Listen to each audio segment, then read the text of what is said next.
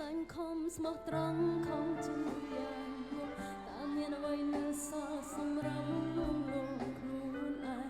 តើមានប្រយោជន៍អ្វីទៀតដែលខ្ញុំត្រូវខំហួងឯងលែងសំខាន់ទៀតហើយដល់ពេលនេះទើបដឹងខ្លួនភ្ញាក់ពីសូបាន់លំលក់ជាច្រើនឆ្នាំវងវែងហើយក៏ត្រាំស្មានថាគេស្រឡាញ់ខ្លួនស្មុំគួរខ្មាស់ណាស់ព្រះអើយគឺជាស្នេហ៍បោកប្រាំអូនមិនមែនមិនមែនជាមនុស្សសំខាន់នឹងសិនគ្រប់គ្រាន់ដើម្បីឲ្យបងជឿជាក់ព្រោះអូនមិនល្អសម្រាប់តែថ្ងៃបងនឹងឡើងខ្មាំងពេកប្រៃចង់ទៅឲ្យឆ្ងាយកាយបងខ្លួនឯងឲ្យជ្រៅក៏ពីរមកខ្លាចជាមួយជីវិតអត់ណារលាយភ្លាមដែរសំនៅនឹងប្រឆាំងមកថ្មីមានតែក្តីឈឺចាប់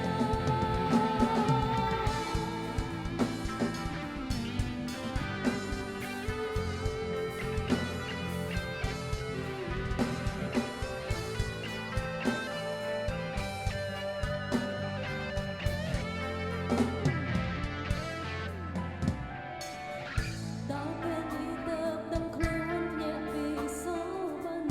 លំលក់ជាច្រើនឆ្នាំវងវែងក៏ត្រាំស្មានថាគេស្រឡាញ់ខ្លួនស្មុំគួរខ្មាស់ណាស់ព្រះអើយគឺជាស្នេហ៍បោកប្រាំ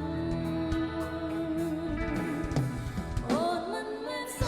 មិនមែនជាមនុស្សសំខាន់មានសិនគ្រប់គ្រាន់ដើម្បីឲ្យបងជឿជាក់ព្រោះអូនមិនល្អសម្រាប់ការផ្នែកបងណានឹងឡើងខ្មាំងពេកក្រៃចង់ទៅឲ្យឆ្ងាយកាយបងខ្លួនឯងឲ្យជើក៏ពីមកខ្លាចជាមួយជីវិតអត់ន័យរលាយភ្លាមតែសោះនៅនឹងប្រឆាំងមកថ្មីមានតែក្តីឈឺចាប់អូនមិនមែន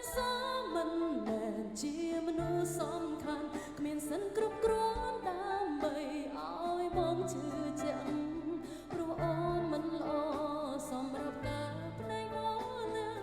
នឹកឡើងខ្មាំងពេកក្រៃ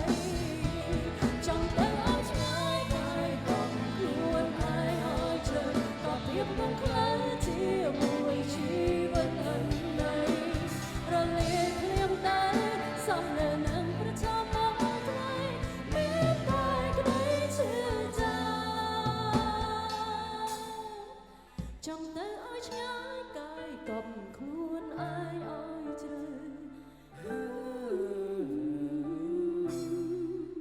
សោះនឹងប្រឈមមុខធ្វើមានតែឈឺចាប់